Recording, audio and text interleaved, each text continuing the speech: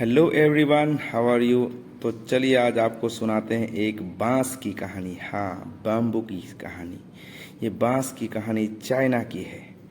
और चाइना में जो बांस उगता है एक किस्म का होता है, एक प्रकार का होता है जो 5 साल के बाद ही ज़मीन से बाहर होता है। जी हाँ, जहाँ आप उसे लगाएंगे उसके 5 साल बाद वह ज़मीन से बाहर आता है। कहानी को आगे तक सुनिएगा ज़रूर।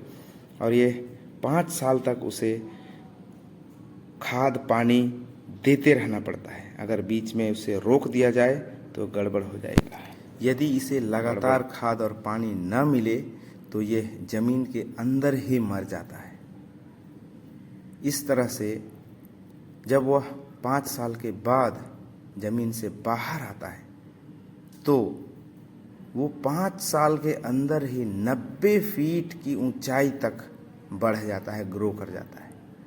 और इतनी ऊंचाई तक अगर बढ़ जाए तो उसका बेस मजबूत नहीं रहेगा, तो वह हवा में, पानी में या तो फिर मिट्टी की कमजोरी के कारण वह ज़मीन पे गिर जाएगा।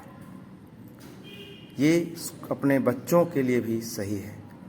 जब ये स्कूल में रहते हैं तो इन्हें हर तरह के मौका, हर तरह के चीज़ों से अवेयर किया जाता है। हर एस्पेक्ट्स ऑफ लाइफ को दिखाया जाता है। ये अगर जानते हैं हर चीज़ को, जब ये रियल लाइफ में आते हैं जीने के लिए तो ये बहुत ऊंचाइयों को छूते हैं, बहुत असफलताओं को देखते हैं, सफल होते हैं। अगर इनकी नींव मजबूत नहीं रहेगी, ये बहुत स्ट्रांग नहीं रहेंगे, इनको अगर एक्सपोजर नहीं मिला रहेगा तो स्ट्रेंथ, वो इमोशनल स्ट्रेंथ नहीं मिल पाता है।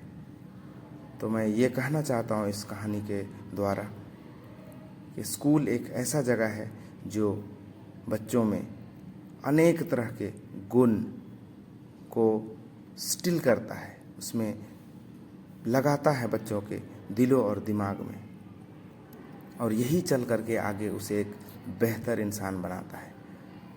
अगर इस बांस की तरह से बांस से अगर इन बच्चों को अगर तुलना किया जाए तो आप पाएंगे कि 5 साल तक वो ज़मीन से बाहर नहीं निकलता है, पानी और खाद मिलने के बावजूद। और ये बच्चे भी 10 साल तक स्कूल में रहते हैं, बहुत सारे चीज़ सीखते हैं, खेल कूद, पढ़ाई लिखाई, ना कैसे हैंडल करना है अपने भावनाओं को, कैसे रिस्पेक्ट करना है बड़ों का, बहुत सारे चीज़ों को सीखते हैं। और जब ये बाहर जाते हैं तो उनका प्रयोग करते हैं और मजबूती से खड़े रहते हैं इस दुनिया में। जैसे वो बांस 5 साल के बाद निकलता है और बड़े ही मजबूती से खड़े रहता है आंधी तूफान, हवा पानी में। और अगर ये बच्चे अच्छा से सीखते हैं चीज़ों को स्कूल में तो वो लाइफ में उसको काम आना ही आना है।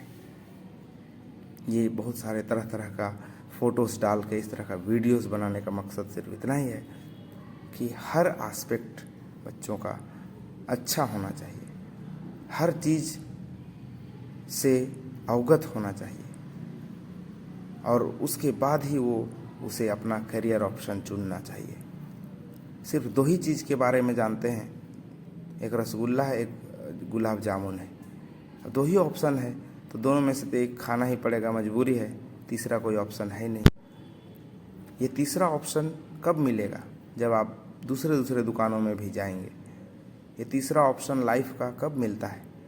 जब आप बहुत सारे एक्सपोजर में जाते हैं, अलग अलग लोगों से मिलते हैं। यहीं पर मैं ये कहानी अंत करता हूँ।